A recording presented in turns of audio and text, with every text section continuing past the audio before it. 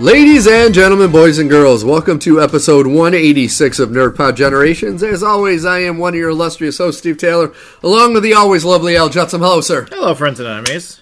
Friend, we're back.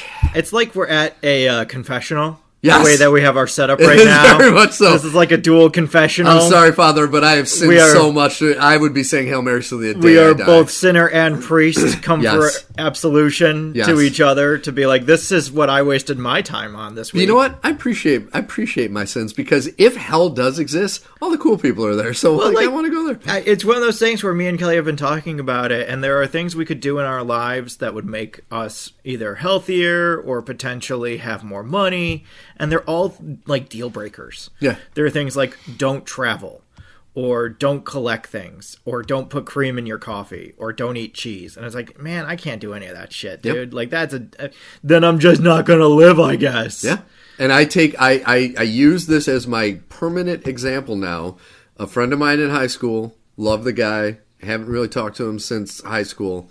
He was 48, a triathlete, successful businessman, family man, dropped dead of a heart attack. Mm-hmm. And it's like, he built his body and everything is so just perfect and that, and then it can even happen to somebody like that. Yeah. You just got to enjoy every day. Well, life will just come out and get you sometimes, you know? And then you have, my friend posted a picture of 90, what is Shatner now, 93-year-old William Shatner, sitting on the beach smoking a cigar.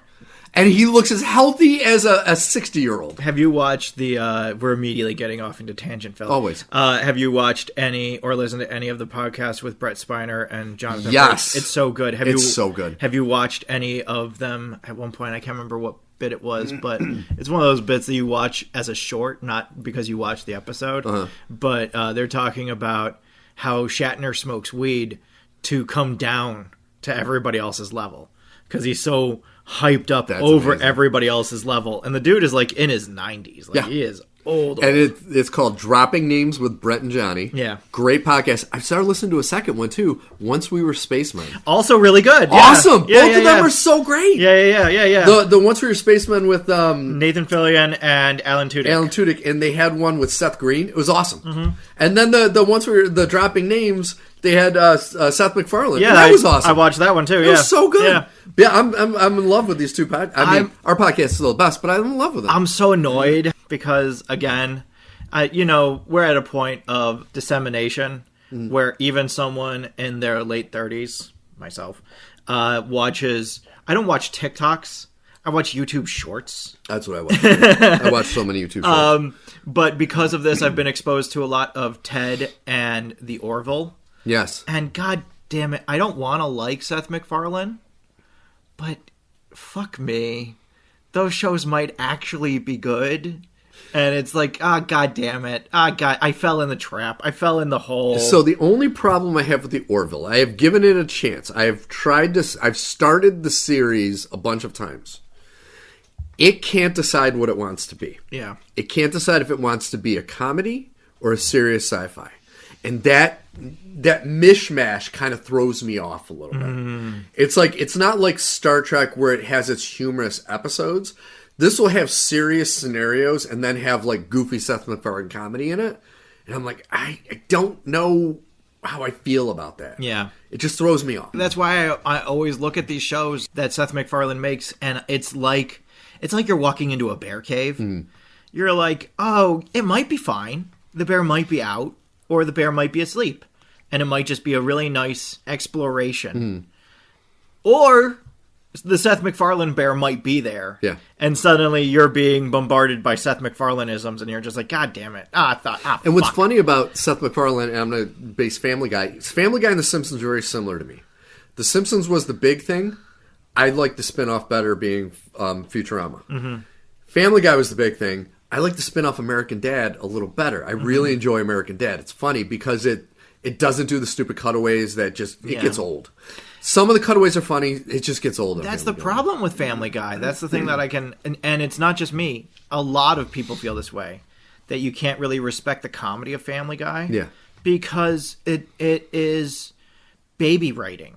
Yes. And it's just like, it's that episode, everybody references it, and so I know that this is the best metaphor. It's the episode of South Park The episode of South Park where they break into where they write Family Guy because Cartman is so Yes! mad. And it's a being manatee. written by manatees Yep. who get balls out of a net and swim them across a pool. And that defines the cutaway that's going to save the not joke that just happened on screen. And it's just like, yeah, that's it.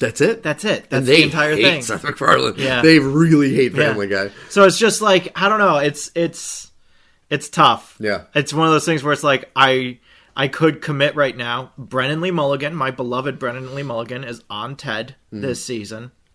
We have Peacock still because of the Olympics, which is something I'm going to talk about in a second. Okay.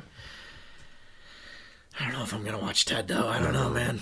Like, I can appreciate the movies. I would say I wouldn't go as far as say I enjoy them. I don't hate them. Yeah. But I don't have any urge to rewatch them. So to watch a TV series of it, it got weird. Yeah. Like, I didn't watch TED 2, but TED 1, my problem was that it got weird. Yeah. Not in a bear smoking weed and playing with dildo way. That's fine. I don't care about that. In a Giovanni Ribisi shows up as a weird, creepy guy, stalker, who wants to capture Ted, and then it ends at Fenway Park, and you're just like, this is too many things. Yeah. This is too many things. What the fuck are we doing? Yeah. And it's just... I can get past Marky Mark. I think he's a good foil. I can get through Ted working at... I think Ted working at a shopping center is actually really funny. There are moments that I think are genuinely funny. There are moments that I think are so fucking dumb. It's that stupid party that they have. Yeah. There are moments in that party that are really funny, and there are moments in that party that are so fucking stupid. Yeah. Well, I'll be honest. There are two jokes in Ted 2 that are the only good things about that movie. And one is Amanda Seyfried plays the love interest. Yeah. They keep making fun of her for having Gollum eyes, and she doesn't know who Gollum is. Yeah. And they try to tell her it's a supermodel. So they keep calling her Gollum. That's funny. There is a Liam Neeson cameo. I've seen this. Yeah. That cameo is... It's 2 seconds. Tricks for but kids. then at the end, when he comes back and he's all beaten up and he puts the tricks box back and walks out, that is the only good part of that movie. Yeah. Because the rest is kind of just the same jokes. I mean, they have Yeah. Giovanni Ribisi back in it again. Well, and like they have it's such a Seth MacFarlane bit.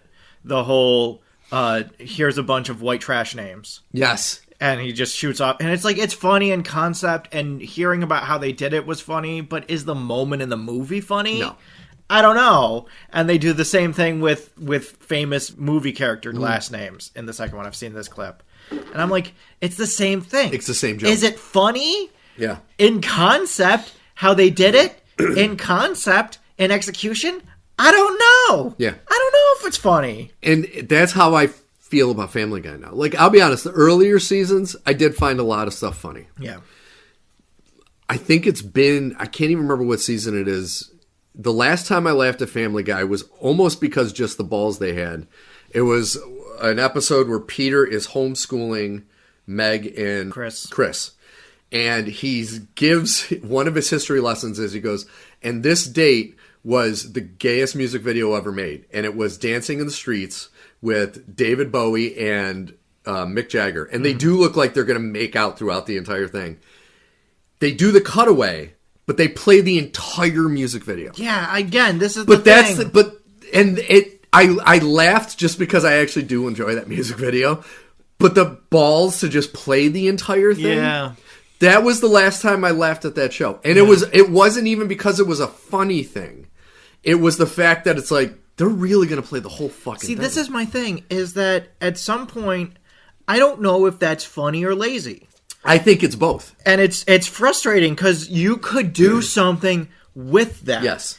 And it's like, this is a bad metaphor, but it's like a half-made sundae. It's like, okay, so I got ice cream and I put whipped cream on it, and that's the joke. That's it. And it's like, okay, that's suitable, that's fine, but you could, halfway through the music video, try and interrupt it, and then have the music video overtake the show like a monster. Or have it be a continuous cutaway that keeps coming back. I agree. Like a predator that they can't get rid of. And it's just like, to just play the whole thing is just so... But that's what, and I'm glad you brought up the lazy angle, because that's what I've noticed about a lot of, like, I know a lot of people love the Bird is the Word episode. Yeah. that is all filler. Yeah. Like, there's not a lot to that episode. No, exactly. There's probably half of it is him singing that song Yeah. and annoying people. And that's how that show was gotten. Yeah. Where it's got, and a big reason, I believe, is he admitted he is not fully invested in the animated ones anymore. He's fully invested in, of course he is. In the Orville. Yeah, he has new passion projects that are way more interesting than Family Guy. And so he just pretty much does the voice work now. Yeah. So it's like, that's why. It's all turned into bits. I mean, this is why I won't acknowledge The Simpsons from season 13 on. The moment The Simpsons buy a computer, I cut the cord. Yep. I'm done. I'm not doing this because it ruins the illusion and the central premise of the show. Yep. And it turns the premise of the show into something else. So now, of course, Lisa goes from being a vegetarian to being an Apple nerd to being like this super socially woke individual. Of course, Bart goes from this prankster to this prankster online who goes too far. Of course, the whole thing writes itself, and it becomes so lazy and stupid. Yep. And it's just like, it just feeds into them becoming caricatures of themselves. Oh, Mo is going to try dating online? Oh my God. And it's just, what the fuck are we doing? Yeah. I'm going to pull us out of this tailspin. To watch, play, read. Move back onto the road. Well, real quick, folks, before we go on to our watch, play, read segment, this is Nerd Pod Generations, episode 186, meaning there are 185 previous episodes of pre-gold, so please go to nerdpodgen.com. There is a link on our main page to the most recent episode. There's also links down below to youtube.com, Apple Podcasts, Spotify. Make sure if you go to one of those three that you subscribe to the channel and hit the notification button so you get notified every time we have a new episode coming up. And we like to start each episode with what we've been watching, playing, reading. And now you're going to start with this. That is an all-timer. The call to action 12 minutes into the show. Oh, my God. That's a good tangent, though. No, that's what I'm saying. That is an really good all-time tangent. That might be one of our all-time best tangents. That was awesome. Ever. That was great. Okay, so really quick, since we were just talking about Ted, I'm going to use this as a semi-available segue to talk about the fall and rise of Reggie Dinkins, which is the newest show from the minds behind 30 Rock, Yes. Tina Fey and others. And it stars Tracy Morgan, Daniel Radcliffe, Bobby Moynihan. Who's very underrated. I've always loved Bobby Moynihan. I love Bobby Moynihan. He's awesome. He's really funny on this show, too. Erica Alexander and Precious Way are the other two cast members. It's about Tracy Morgan. But this time he plays a version of himself who was a football player for the Jets. And he calls into ESPN thinking that he's calling his bookie. And he basically talks all about how he's betting on himself in all these games in this ESPN interview. And it immediately tanks his career. And he's kicked out of football and he loses all of his credibility. And so he's just been living off of endorsements in Japan and other places. Oh, nice. Where they recognize him as this, infamous criminal who betted on himself. He played the full Pete Rose. Daniel Radcliffe has been hired by Reggie to make a documentary about Reggie. Okay. Daniel Radcliffe plays an Oscar-winning director of documentaries. He has this philosophy of the story will find itself. We're going to find the story together. So he's just it's just an excuse to have cameras around. And it's really funny because they keep using excuses of Reggie has actually become really good friends with all the cameramen. So now they just follow him around because they're all friends and they like hanging out and he wants to give them something to do. And if he gives them something to do, he can pay them. And it's just it's adorable in its own way. It turns out that Daniel Radcliffe's character, Arthur, washed out of Hollywood because he was doing a Marvel movie and couldn't take the amount of CGI that was being used in the movie. And so he freaks out on set because it's just a set of tennis balls hanging in the air and he just loses his mind and he gets thrown out of Hollywood. And so every episode is this. A moment in Reggie's life that is Reggie doesn't like to go outside because every time he goes outside, he gets accosted by Jets fans who have never forgiven him for what he did to them. That's kind of funny. During that episode, Arthur is like, we should go out. This documentary won't really work if you're just sitting around in your home watching daytime TV. And they make fun of NBC properties. NBC has all of their Chicago shows that they do. So in the show, they have Chicago NYFD. So it's the New York Fire Department has to go to Chicago. Oh, that's amazing. To put out fires. That's amazing. And it's all shit like that. It's a lot of making fun of Disney and Marvel. It's a lot of making fun of NBC. And it's, during the episode, Arthur's breakdown on set at Marvel comes out and is leaked online. And now he doesn't want to go out. So they go out to a film festival where they're showing what is essentially porn, but in an artistic way. And they both get accosted by each group. You get these yuppies on the one side and you get these Jets fans on the other side. And it's a really funny show. It's really want to good. See it. I forgot that it's out already. Yeah, so it's on NBC, but it's also, I think it drops day after on Peacock. But it was one of those things where it's like, well, we have Peacock for a few more weeks. Let's check it out. And God damn it, we watched like all of it in one night. It was so funny. I really, really like this show. I want to see it. The problem is I canceled Peacock already. I know. This is the problem. I don't like finding things that I like because I don't want to support all these services for a variety of reasons. Yeah. But then I'm like, I also got rid of YouTube TV because it was too expensive. Yeah. I mean, not counting Amazon, because I count that more on the shipping side. The only streaming service we have is Disney/Hulu. That's it. Exactly. And it's mainly for the kids. Yeah. We've narrowed our scope to Amazon because there's a lot of... I like watching Invincible and Vox Machina. And there's like... Again, you end up in this situation where you're like, I don't want to support Amazon. But... Yeah. All these things I really, really like are only there and aren't available anywhere else. And so I still haven't watched Stranger Things Season 3 because it hasn't dropped on streaming to a price where I can get it. Yeah. I'm waiting for Star Trek Day, essentially. And it's just like...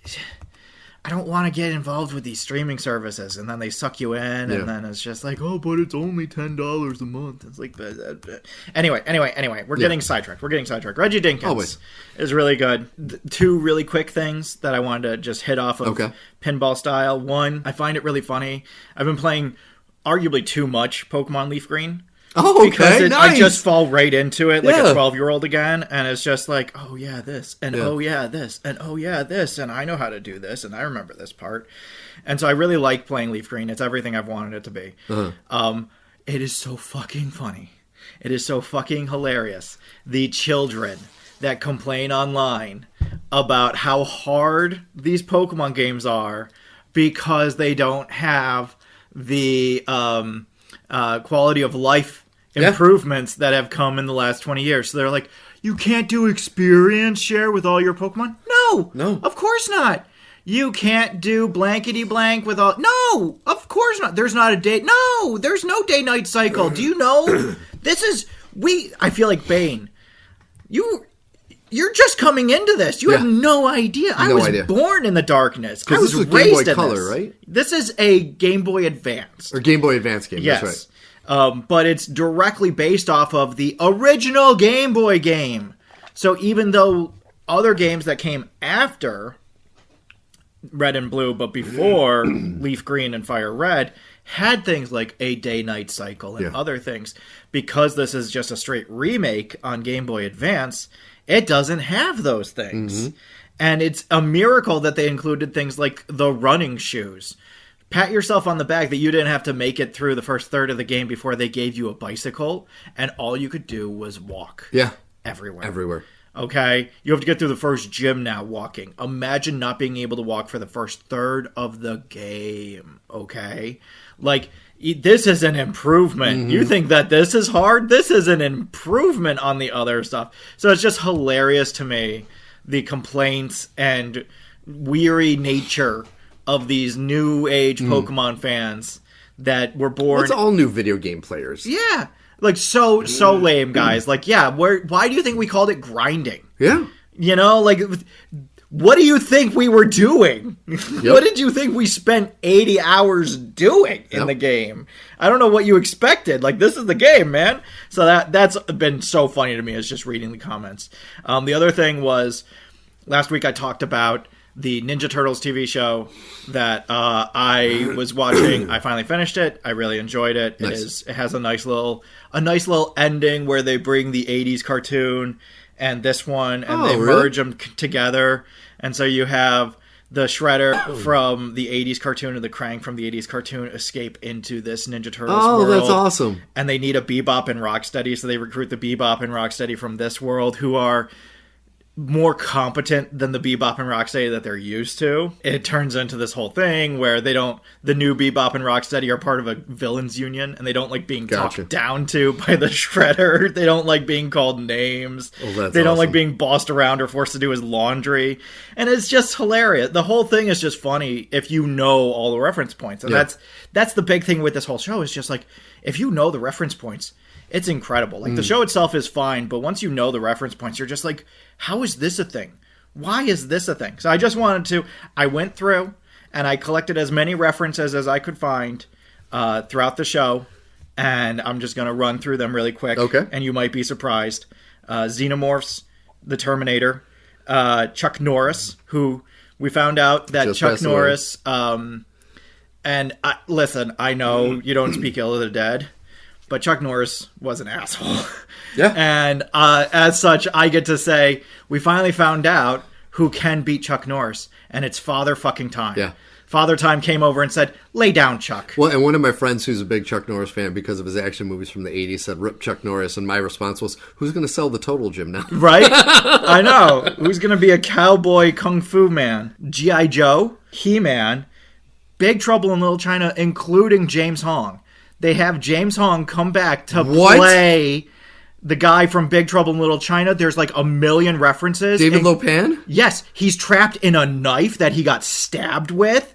And when the knife is opened, he's released. He immediately creates new thunder, lightning, and wind that look like thunder, lightning, and wind. Yeah, because he gets knifed in the head at the end of the movie, and that's what he gets trapped in? He does this. Oh, my God. It's the whole thing, Steve! That right there is... It's the whole thing, and it's James Hong! They got James Hong to come back and do it! Dude, that right there is better than anything. The Thing, there's multiple The Thing references, so there's a animal that keeps morphing into different people. Okay. That is The Thing, but also there is a arcade game that is The Thing, and it has like the pizza monster crawling around as one of the villains, and it has like all of the weird, creepy body horror gunk that is in the 1980s. The Thing is in this. Oh my God. I can't believe that it's insane. there. Twin Peaks.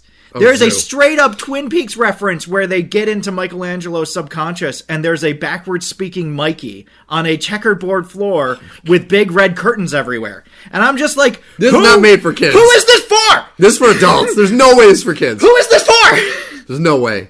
Napoleon Dynamite, Bruce Lee, the Toxic Avenger. Oh, Jesus.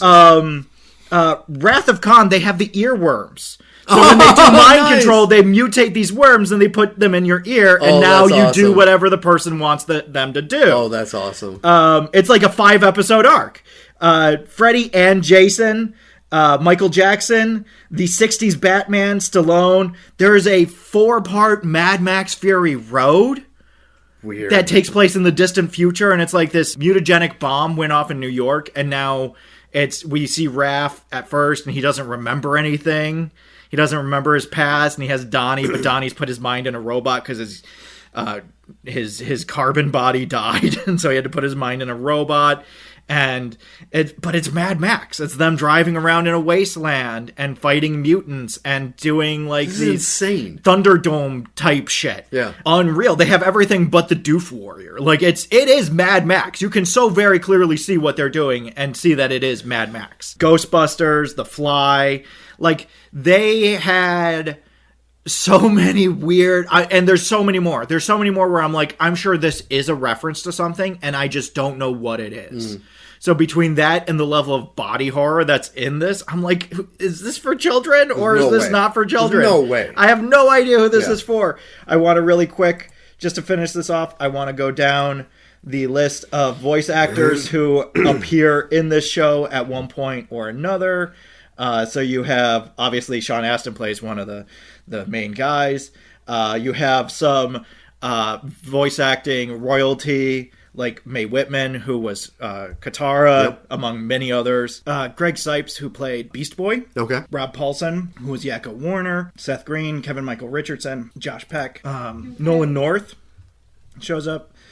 Clancy Brown. Of course. Fred Tatasciore. Phil Lamar. J.B. Smoove, David Tennant. Peter Lorre, Corey Feldman, Michael Dorn, Kate McCucci, Tom Kenny, Peter Stormare, Ashley Johnson, Roseanne Barr. Who does Corey Feldman play? Corey Feldman plays Slash. Oh, really? Yeah. Several of the iterations of the Ninja Turtles voice cast appear here. Okay. Because they also have the original 80s Ninja Turtle cast for any times that the Ninja Turtles from the 80s show up, which is in like 3 or 4 episode arcs. They have the entire cast. Rob Paulson plays both Raph and Donnie because he plays Donnie in this one, and he played Raph in the 80s one. And so you have that whole cast. Gilbert Gottfried and Roseanne Barr play the Krang at one point. Most of the Krang are played by, I think, Nolan North. Okay. But they played the two Alpha Krang. Gwendolyn Yao, Graham McTavish, who played Dracula. Oh, yes. He plays a time-traveling demon. Keith David, Cam Clark, Townsend Coleman, Zelda Williams, daughter of Rob Williams. Yeah. She shows up in it.